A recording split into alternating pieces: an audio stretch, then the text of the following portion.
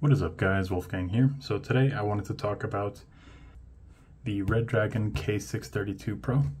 Now this is a keyboard I bought with my own money. This video is not being sponsored.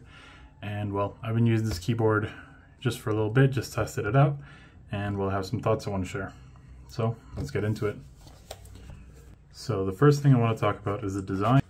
And as always, if you can pull this up on wherever you're planning to buy it from or just look for it. But to get your own opinion, in my opinion, it's a pretty nice looking keyboard. The legend seems to be a little bit way too crowded. As you can see on some of these keys, especially the number keys, you can see the number. Well, let me turn it on so you can see it a bit better. But you can see, well, I guess the light effect doesn't help, but the point is, especially in the number keys, you can see the number itself, like 5 for example, the percentage sign, which is when you press shift, and there's a 5. In some of these, for example 4, you get the the dollar sign, the F4 when you press function, and then a macro key. So it starts to become a lot on some of these keys. Not all of them, of course. Some of them only have, for example, a letter and then a 2.4 gigahertz sign. So you do function in that key to switch your connected device, but it does become crowded for some of these keys. Now there you can see the RGB pass-through through the keys looks honestly really solid. Some of these keys I'm not a huge fan of. For example, the O key has like a split in the middle. I don't love that, but it's just a font sort of a thing. And of course, looks are all preference, so you can let me know what you think about it, but it's pretty thin, pretty nice.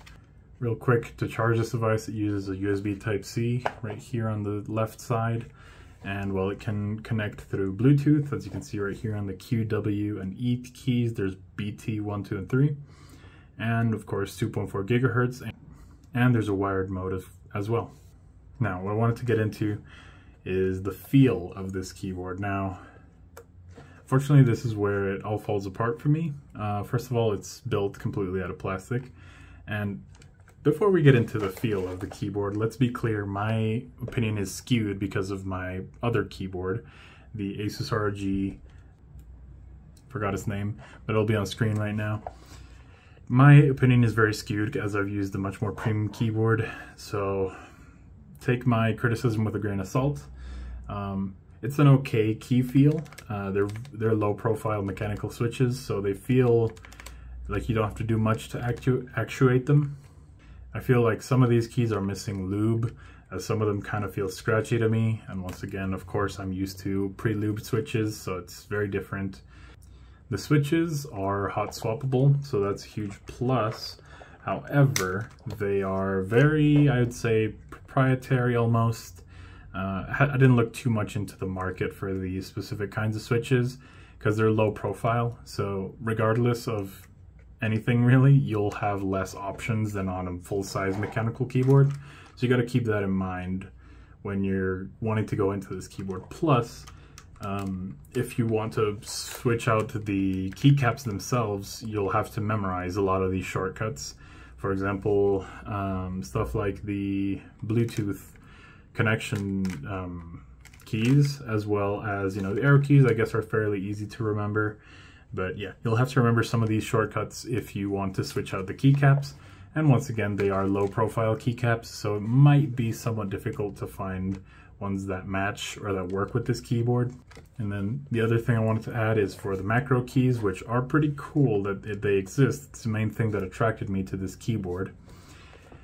These macro keys, I thought they illuminated, to be honest. I guess sometimes they do. If I press this one illuminates. But the point is, these macro keys feel really cheap. I'd say they're probably rubber dome switches up here, which I don't love, but it's okay at the price. This keyboard is priced at $55, so a pretty low price, solid keyboard for the price in my opinion. But I do, of course, have my criticisms as I've used higher quality stuff. So, like I said, a short video. This is a pretty okay keyboard, but you have to have a really specific reason to want to use it, as it has a lot of drawbacks. The feel isn't the best. The customization aspect of mechanical keyboards isn't quite really there, as it is a very niche keyboard with low profile keycaps and keys or switches. So you gotta really have a good reason to pick this. Forgot to mention the feet here don't really lift up the keyboard much, if at all.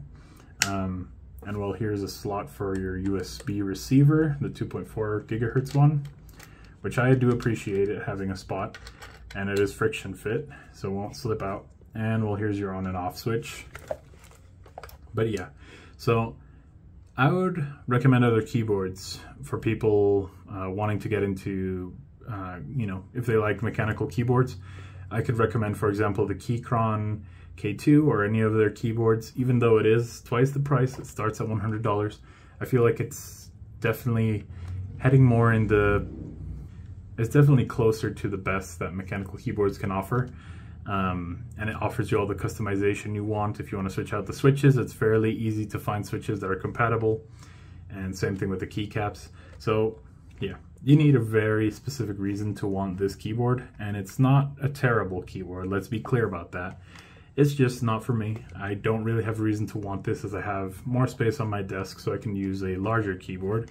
And I do like customizing my key switches, so I will definitely want a larger keyboard. The multimedia keys, although they're cool, aren't all that necessary. For example, with my Azoth, my keyboard, I can just press the knob right here down and it can do a pause function and skips and backwards, pushing the knob up and down. So it's kind of, you know, I really wanted to try this keyboard. It's not bad, it's not great either. I'd say it's a thumbs up for me, to be honest, at the price, but it's definitely not something I'll be keeping. Macros, I've never really used them, and but yeah, just wanted to make a quick video on this keyboard, guys, letting you know my thoughts. And yeah, link will be down below if you're interested. Honestly, pretty solid. I know I knocked on it a lot, but that's because I come from using a much more expensive keyboard with, you know, a lot of customization on it. But anyways, that's about it for this video. Thank you very much for watching, guys. If you enjoyed the video, hit the like button, the sub button, and the bell icon if you want to get notified. And yeah, have a great day.